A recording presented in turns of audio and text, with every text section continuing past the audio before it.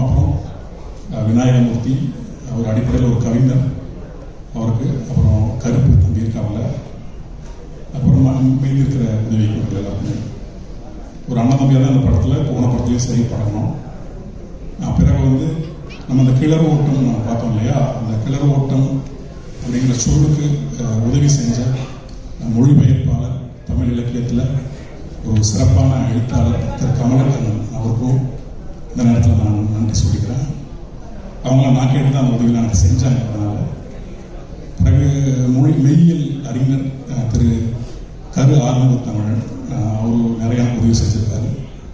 என்னோட தனிப்பட்ட வாழ்க்கையில் சரி, இந்த படத்துக்காக நான் கேட்ட சில உதவிகளை அவர் செஞ்சு கொடுத்தாரு. பிறகு என்னுடைய மனைவி கீதா, கார்த்திக் கீதா, நம்ம அந்த ஏறுகோள் காணிக்கை இருக்கு இல்லையா, அதுக்கு நிறைய சொற்கள்லாம் என்னென்ன பண்ணி பார்த்த பிறகு ஏறு தழுவுதல் காணிக்கை, அப்புறம் வந்து நிறைய சொற்கள் கிடைச்சது. அது எதுவுமே ஒரு கேப்ஷனுக்கான சொல்லலாம் இல்லை. மனைவிகிட்ட சொல்லும்போது அவங்க என்ன பண்ணாங்கன்னா, அவங்க தமிழ் படித்ததுனால அந்த ஏறுகோள் அப்படிங்கிற சொல் வந்து சரியாக இருக்கும் அப்படின்னாங்க. பிறகு வந்து ஏறுகோள் படையல், ஏறுகோள் காணிக்கை அப்படின்னு ரெண்டு எங்களுக்கு கிடச்சிது. பிரேமனட்டான்னு சொன்ன ஏறுகோள் காணிக்கை இருக்கட்டும் சிறப்பாக இருக்கு அப்படின்னு சொன்னார். ஏறுகோள் படையல் வந்து படையல் நம்ம ஊருக்குள்ள இந்த திங்கிற விஷயத்துக்காகவே படையல் படைன்னு சொல்லி பழகிட்டோம். அதனால் ஏறுகோள் காணிக்கை இருக்கட்டும்னு சொன்னாங்க. இந்த நேரத்தில் தமிழ் மாணவி கீதா, என்னுடைய மனைவி, அவங்களுக்கு நான் நன்றி சொல்லிக்கிறேன். பிறகு இசை கோவிந்த வசந்தோட டீம், அவங்க எல்லாருக்குமே, குறிப்பாக பாடியவங்க எல்லாருக்குமே நான் நன்றி சொல்லிக்கிறேன். அவ்வளோதான், நன்றிகள் இவ்வளோ. முக்கியமாக சொல்ல வேண்டியது ஒருத்தர் இருக்காரு, பிரேம் அவர்கள். நன்றி சொல்கிறதுக்கு இல்லை அது நினைக்கிறேன். என்னென்னா, நான் இனி வாழக்கூடிய வாழ்க்கை இருக்கு இல்லையா, அந்த நான் போகக்கூடிய உயரம் உறுதியாக நான் போவேன்.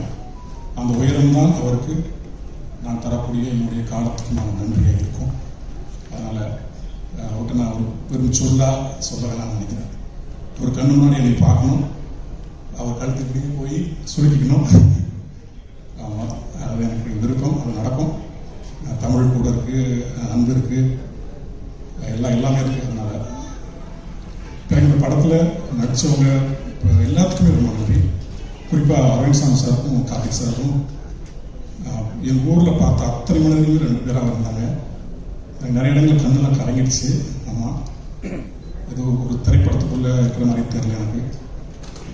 ஒரு 2-3 மணி நேரம் ஊருக்கு போயிட்டு வந்த மாதிரி இருந்துச்சு. மெட்ராஸ்குள்ளே அந்த 10 சோடுக்குள்ளேயே உட்காந்து கற்பனை பண்ணிகிட்டு இருக்கிறவங்களுக்கு ஊர் பக்கம் போயிட்டு வந்த மாதிரி இருந்தது உண்மையாகவே. பிறகு என்னுடைய தோழர் உமாதேவி, சிறப்பான அந்த பாடல்கள் ரெண்டுமே, கமல் சாரோட குரல்லாம் நானும் அப்படி தான். பிரேமன்னா எப்படி வந்து எங்களை அரவணைச்சிட்டு போகிறாரோ அதே மாதிரி தான் நாங்கள் 2 பேரும் நல்லா பெருசாக சினிமாக்குள்ள பாடலாசிரியராக வளர்ந்து, இந்த பக்கம் உமா, இந்த பக்கம் நான் அப்படி நின்னாலுமே என்ன போகாது, போட்டி போட்டு தான் எழுதுவோம். ஆமாம், அது கடைசி வரைக்கும் தொடரும். உமாவுக்கு இந்த நேரத்தில் நன்றி. ஒரு பெண்ணாக திரைத்துறைக்குள்ளே இருந்துக்கிட்டு ஒரு மிகப்பெரிய உயரங்களை, அதுவும் ஒரு இலக்கிய செறிவான வார்த்தைகளை சொற்கள்லாம் போட்டு சமரசம் இல்லாமல் எழுதுறதுக்கு அவ்வளோதான் தோணுது இப்போதைக்கு.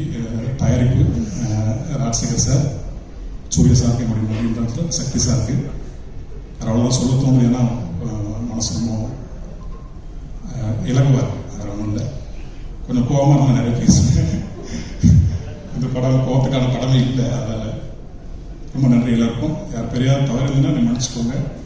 எல்லாருக்கும் மேலே பத்திரிகையாளர்கள், ஊடகக்காரங்க, ஒரு சரியான படைப்பை சரியான நேரத்தில் சரியான மக்கள் கொண்டு போய் சேர்த்துக்கிட்டு இருக்கீங்க. எனக்கு வந்து எங்கள் அப்பாவுக்கு நானும் நான் சின்ன வயசுலேருந்து சென்னைக்கு ஓடி வந்த பிறகு எங்கள் அப்பாவோட நான் பேசவே இல்லை. அது நான் போனதில் சொன்ன மாதிரி நிறைய என்னுடைய பழக்கங்கள் தவறுகள் நடலாம். என்னோட முதல் படம் தொட்டிசையா எழுதி என்னுடைய பேர் வந்து தினத்தந்தியில் வந்தது. தொட்டிசையா படத்தில் கார்த்திக் நேதா அப்படிங்கிற பேர். எங்கள் அப்பா என்கிட்ட பேசாமல் ஒரு 10 வருஷம் பேசாமல் தான் இருந்தார். அந்த தினத்தந்தியில் வந்த அந்த கார்த்திக் நேதா அதை பார்த்துட்டு அந்த பேப்பரை எடுத்துக்கிட்டு எங்கள் ஊரில் இருக்கிற அத்தனை பேரையும் போய் அவரை மகிழ்ச்சியில் ஆனந்த கண்ணீர்லாம் விட்டு கார்த்தி எழுதியிருக்கான் பார் அப்படின்னு சொல்லிட்டு இருந்தாராம். அதுக்கப்புறம் எங்கள் அப்பாவோட நான் பேச ஆரம்பிச்சேன் ஒரு 10 வருடம் கழிச்சு. அதை ஏற்படுத்தி கொடுத்தது இந்த பத்திரிக்கை தான். பாருங்க அப்படியே பொங்குது உள்ள. நான் நிறுத்திக்கிறேன். பத்திரிகை வெறுமனே ஒரு திரைப்படத்தையோ இல்லை ஒரு செய்தியோ சொல்லிட்டு போகிறது ஒன்று இல்லைன்னு எனக்கு தெரியும். அது என்ன மாதிரி ஒருத்தனை தகப்பனோட சேர்த்து வச்ச ஒரு இடம் ஒரு ஊடகம் வந்து. அதனால் மெய்யாளர்கள் மாதிரியான ஒரு படத்தை நீங்கள் கொண்டு இவ்வளோ தூரம் சேர்த்துருக்கீங்க, இன்னும் நிறைய சேர்ப்பீங்க நமக்கு நம்பிக்கை இருக்குது. இன்னும் பிரேமனாவும் சரி, நாங்களும் சரி, இன்னும் வரக்கூடிய இயக்குனர்களும் சரி, ஆகச்சிறந்த மண் சார்ந்த படங்களை இயக்குவாங்க. எங்கள் இதே ஆதரவை கொடுங்க. ரொம்ப நன்றி.